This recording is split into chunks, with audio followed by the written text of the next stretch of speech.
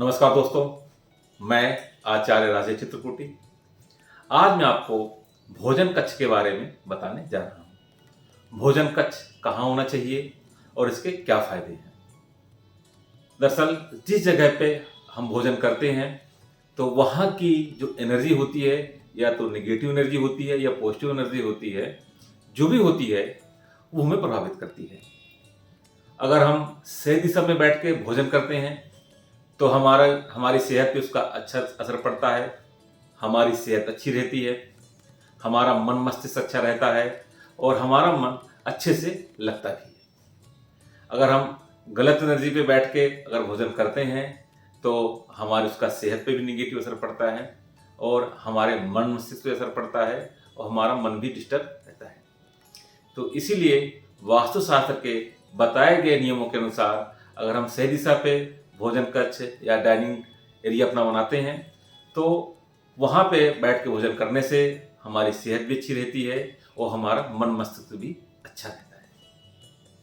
आजकल लोग बाग जो मकान खरीदते हैं तो वो बहुत सी चीज़ों का ध्यान देते हैं कि किचन यहाँ पे होना चाहिए, बाथरूम यहाँ पे होना चाहिए, लेकिन वो भोजन कक्ष का ध्यान नहीं देते। उनको जहाँ पे भी जगह मिलती है उनको लगता है कि ये स्पेस हमारा डाइनिंग टेबल रखने के लिए अच्छा है, तो वहाँ पे वो अपना डाइनिंग टेबल रख लेते हैं और वहीं पे ही वो अपना भोजन वगैरह करते हैं।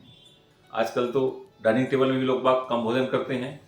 हमने देखा है कि अपना बेडरूम में टीवी लगा रखा है और बेड में बैठ के ही टीवी देखते हुए लोग भोजन करते हैं, या तो जल्दी जल्दी काम में निकलने के चक्कर में कहीं भी बैठ के अपना भोजन कर लेते हैं, कोई फिक्स जगह नहीं होती। लेकिन ऐसा नहीं करना चाहिए। टीवी देखते हुए तो कोई भोजन करना ही नहीं चाहिए। बेड में भी बैठ के कभी भोजन नहीं करना चाहिए। भोजन करने का एक स्थान होता है, हमें उस जगह बैठ के भोजन करना चाहिए। भोजन करने की जो सही दिशा है वो पश्चिम दिशा है। पश्चिम दिशा के जो स्वामी हैं वो शनि हैं और वहाँ के जो देवता हैं वो वरुण देवता हैं। वरुण देवता जल के भी स्वामी हैं और सागर के भी स्वामी हैं। तो अगर हम वहाँ बैठ के भोजन करते हैं तो वहाँ की हमें पॉजिटिव एनर्जी मिलती है। जब भी हम वहाँ बैठ के भोजन करेंगे तो हमारी सेहत ठीक रहेगी। जो भी हम भोजन करेंगे वो भोजन हमारे शरीर में लगेगा और हमारा मन मस्तिष्क भी अच्छा रहेगा। अगर हमारा मन मस्तिष्क अच्छा रहेगा तो घर में तनाव नहीं रहेगा, हमारा काम धाम में अच्छा मन लगेगा।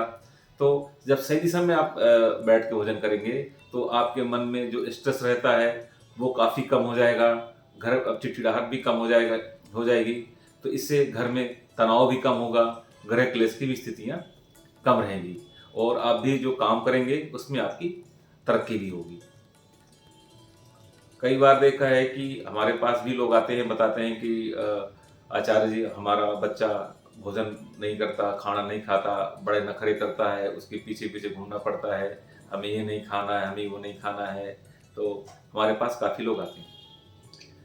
तो हमने देखा है कि बच्चों को कोई ऐसी फिक्स जगह वो होती नहीं है। कई बार वो कहीं मतलब टीवी देखते हुए बच्चे खा रहे हैं, कभी कहीं बैठ के खा रहे हैं। ऐसा कभी नहीं करना चाहिए। कुछ लोगों को हमने उपाय बताया कि आप पश्चिम की दिशा में बैठ के अपने बच्चों को भोजन कराएं, फिर आप देखिए। तो जब उन्होंने पश्चिम की दिशा में बैठ के बच्चों को बैठा के उनको भोजन कराया तो क्या हुआ कि उनके बच्चों में एक एकाग्रता आई। वहाँ बैठ के आराम से बच्चे भोजन भी कर रहे हैं और उनका मन भी एकाग्र हुआ है, चंचलता भी कम हुई है और बच्चे स्वस्थ भी रहने लगे हैं और उनका पढ़ाई में मन भी लगने लगा है। तो चूंकि जब सही डायरेक्शन में, चूंकि भोजन ही हमारे शरीर में मतलब जो एनर्जी आती है वो भोजन के माध्यम से ही आती है। तो अगर हम सही डायरेक्शन में सही एनर्जी को लेकर के अगर हम भोजन करते हैं तो हमारा मन मस्तिष्क भी अच्छा रहता है, हमारे अंदर स्ट्रेस जो रहता है वो कम हो जाता है और हमारी सेहत भी अच्छी रहती है। तो इसीलिए पश्चिम की दिशा में जब भी आप बैठ के भोजन करेंगे तो आपके लिए बहुत ही अच्छा रहेगा और आपकी सेहत भी ठीक रहेगी और आपके मन में स्ट्रेस भी कम रहेगा।